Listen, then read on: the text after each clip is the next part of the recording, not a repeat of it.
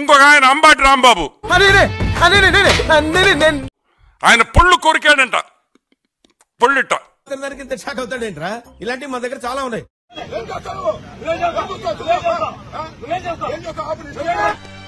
పళ్ళు పళ్ళు పళ్ళు పళ్ళు పళ్ళు కొరక్కు తిక్కనా కొడక పొళ్ళు ఓడగొడతారా రే?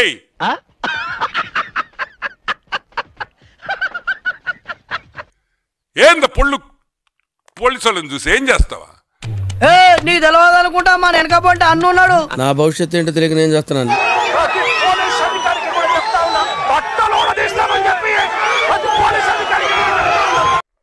అటు చూడు.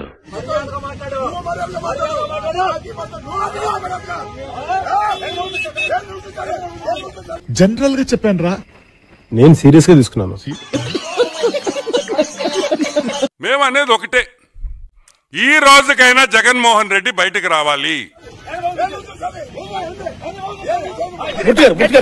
కంట్రోల్ ఎవరు చాలు, వాడి పాపాను వాడే వాడు చేసిన పాపాలకి నేను పోయేటట్టున్నాను సార్. నిజమే.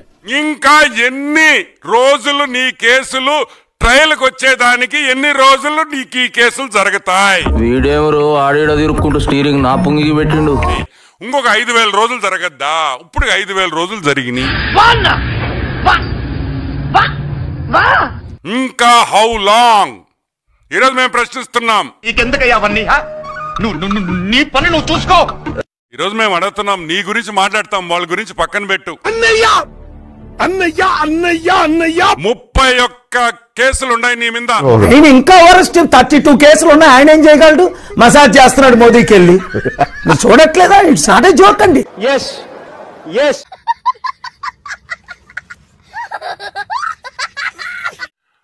ఈడీ కేసులు 7, సిబిఐ కేసులు 11. ఫస్ట్ నేను నా లైఫ్ లో ఇలాంటి మనిషిని చూడలేదు, ఇంకా చూడనేమో. అంటే ఈ మనిషి కాదు, వేరే టైప్ క్యారెక్టర్. ఇప్పుడు నిన్ను దేంతో కొట్టాలి అని అడుగుతున్నాం. ఏం చదవటం సార్? చెప్పు తీసుకొట్టండి సార్. చెప్పుతో కొట్టాలా లేదా నువ్వే చెప్పు అని అడుగుతున్నాం.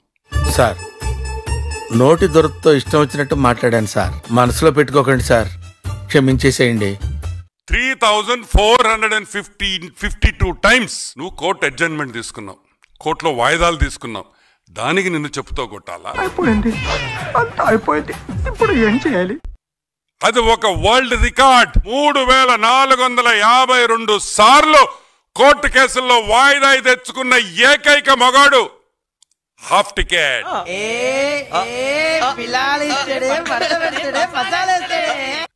ఏం జరుగుతుందని అడుగుతున్నాం. ప్రతి పెళ్లిలో కామన్ గా జరిగేదే కదా. ఈ రోజు నేను అడుగుతున్నా, అసలు నీకు సిగ్గుందా అని అడుగుతున్నా. మీకు ఆ డౌట్ ఎందుకు వచ్చింది సార్? వస్తాయి.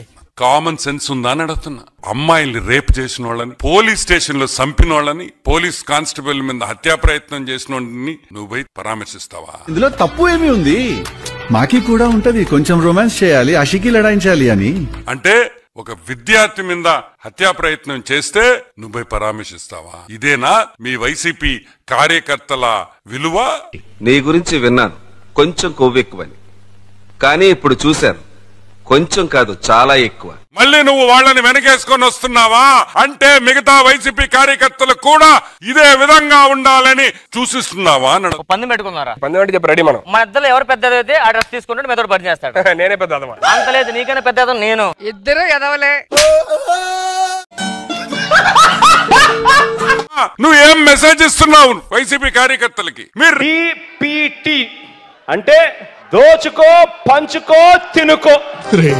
నీలో బేసిక్ సెన్స్ ఉంటుందనుకున్న ప్రతిసారి నువ్వు నన్ను డిసప్పాయింట్ చేస్తూనే ఉన్నావు. రేప్ చేయండి, దొంగతనాలు చేయండి, పోలీసు వాళ్ళ మీద హత్యా ప్రయత్నాలు చేయండి, మిమ్మల్ని జైల్లో వేస్తే నేను వచ్చి పరామర్శిస్తా. నేను ఎదవని. అది నిజం సార్.